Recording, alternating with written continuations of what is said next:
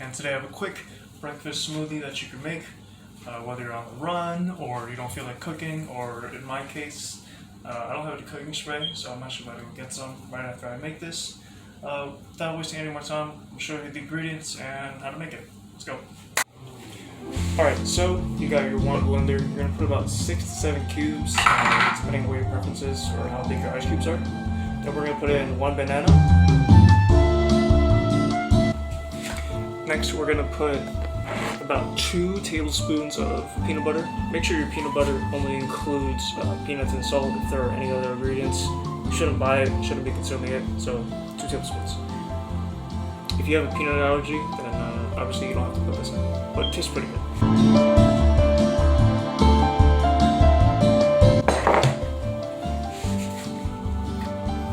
So next up, we're going to put about half a cup of quick oats. These are my little ShopRite ones. You can get whatever ones you want. Alright, so next up we got a half cup of granola. I'm using cinnamon raisin from Bob's Red Mill. You can use whatever granola you want. There's also like a cranberry one, which is phenomenal. It's so good. So whatever granola you want to put in, just put half a cup.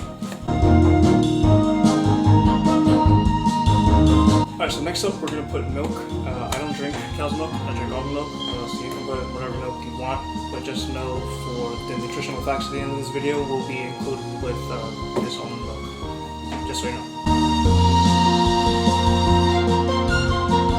So now usually I like to fill it to the top, but I guess just for measurement's sake, you probably want to put about 1.5 cups.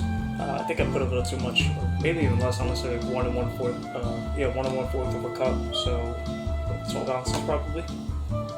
Yeah, so next up we're going to put 2 scoops of protein. So what I'm using is this Isopure.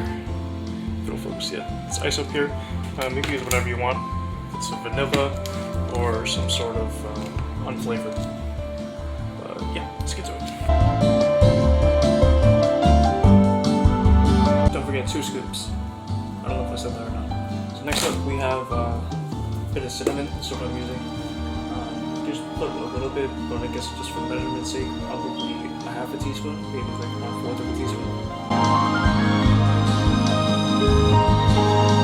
Now this step is actually pretty optional, but I'm gonna put a little bit of honey, and the way you do it is circle it around one time. Now we're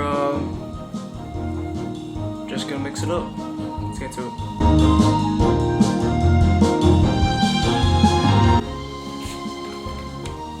Just a bit of a side note, sometimes, like you can kind of see it here, the peanut butter or the powder, the protein powder, will get stuck on the side, so get a spoon and scoop up what's on the side and then mix it again.